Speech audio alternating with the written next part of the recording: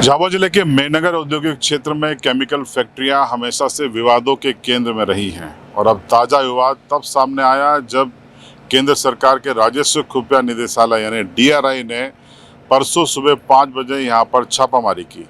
मैं जिस फैक्ट्री के बाहर खड़ा हूं ये वो फैक्ट्री है जहां पर छापामारी की गई। 4 गाड़ियों में भरकर डीआरआई की टीम आई थी और उसने कई घंटों की कार्रवाई के बाद यहां दावा किया है कि उन्होंने 168 करोड़ मूल्य की एमडी ड्रग बरामद की है और 4 लोगों को हिरासत में लिया है। करीब 112 किलो की क्वांटिटी ये बताई जाती है।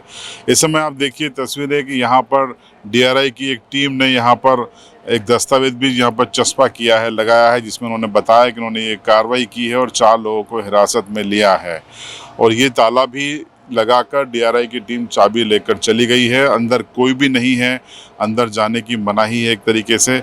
यहाँ से हम आपको तस्वीर बताते हैं कि अंदर की स्थिति क्या है इस फैक्ट्री की। ये फैक्ट्री करीबन 2 साल पहले गुजरात के दीपक नाम के एक शख्स ने टेक ओवर की थी और उसके बाद बताते हैं कि 1 साल तक तो ठीक ठाक ढंग से उसने केमिकल का काम किया, लेकिन उसके बाद वो सेपरेशन करके एमडी ड्रग बनाने लगा।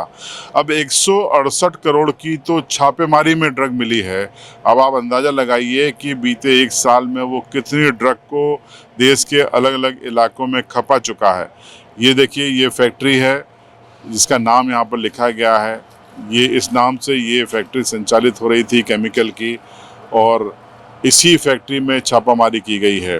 दिलचस्प बात यह है कि परसों सुबह 5 बजे के आसपास ये दबिश दी गई थी डीआरआई की टीम की ओर से। ये भारत सरकार की एक इंटेलिजेंस खुफिया एजेंसी है जो राजस्व चोरी, सोना तस्करी या इस तरीके के कामों पर निगरानी रखती है। और सीबीआईसी एक एजेंसी है भारत सरकार की, उसने जब अब से 17 घंटे पहले एक ट्वीट किया, एक्स पर उन्होंने मैसेज दिया कि उन्होंने ये कार्रवाई की है, 4 लोगों को हिरासत में लिया है, तब जाकर मीडिया को इसकी जानकारी मिली। इतना खुफिया मिशन था और उसको अंजाम दिया गया। आपको बता दें कि पहले एक पखवाड़े पहले 1800 करोड़ की ड्रग की एक फैक्ट्री बरामद होती है, मिलती है भोपाल में।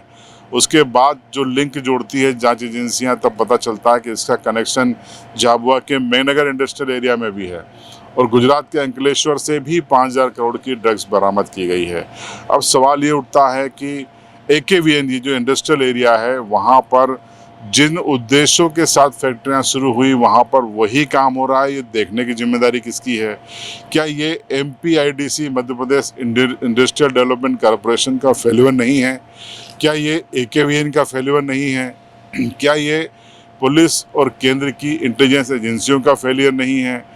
क्या ये राजस्व विभाग का फेल्यूर नहीं है? यहाँ के SDM तहसीलदार का फेल्यूर नहीं है? ये फेल्यूर है क्योंकि केंद्रीय एजेंसियां अगर छापामारी करती हैं तो फिर इनकी भूमिका संदिग्ध हो ही जाती है। ये ठीक ऐसा है कि किसी थाना क्षेत्र में अगर SP या IG की टीम जुए सट्टे के अड्डों पे छापा मारती है तो जिला पुलिस पर सवाल खड़े होते हैं। तो इसी तरीके से सवाल यहाँ भी खड़े होंगे कि राज्य सरकार और उसकी तमाम एजेंसियाँ, प्रशासन के लोग क्या देख रहे थे।